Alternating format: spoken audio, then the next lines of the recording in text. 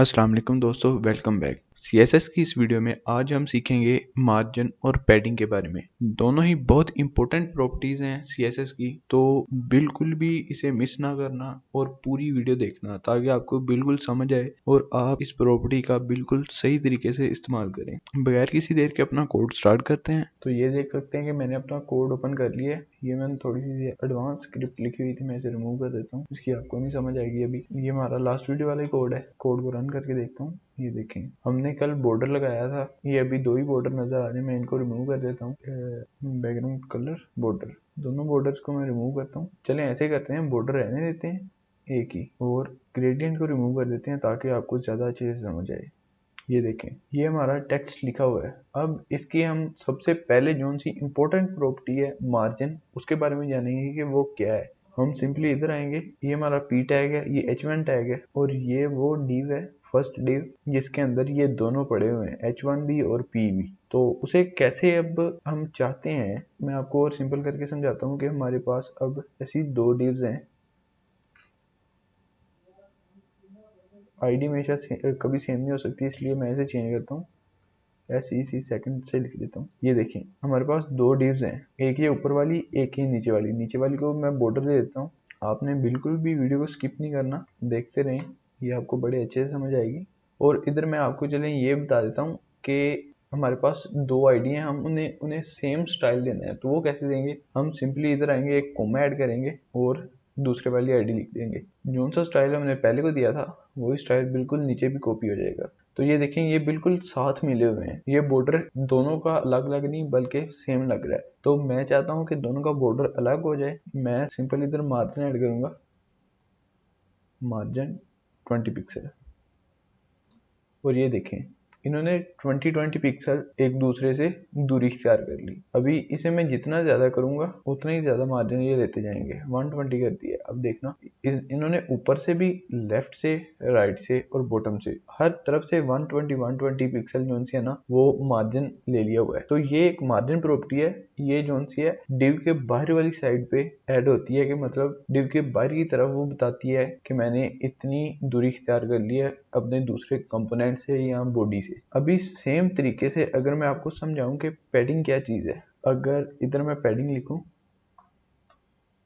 Padding padding दे दूं 50 pixel, page को refresh किया। अब देखें, अभी लास्ट पे था हमारा कि वो बिल्कुल बॉर्डर के साथ था। मैं आपको फिर कमेंट करके दिखाता हूँ।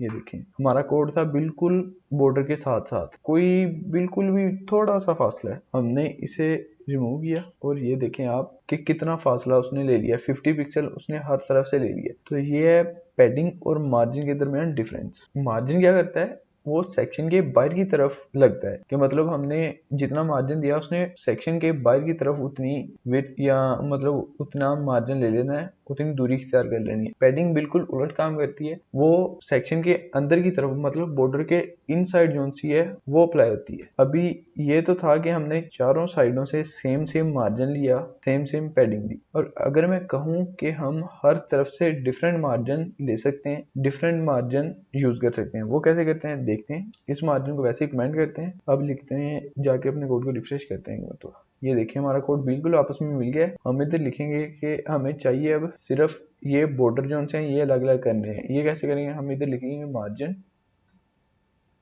स्लैश के इधर बॉटम लिखेंगे, तो वो सिर्फ बॉटम का मार्जिन होगा, 120 पिक्सल लिखती है। अब ना लेफ्ट से, ना टॉप से, ना राइट से, बल्कि सिर्फ बॉटम से उसने 120 पिक्सल अपने दूसरे सेक्शन को अपने से दूर कर दिए। तो ये है, हम अलग अलग यूज कर सकते हैं। हम इसे चाहें तो हम इधर ही यूज कर सकते हैं। इधर होता है पहला मार्जिन होता है टॉप का, वो हम करेंगे 0 पिक्सल, कोमा।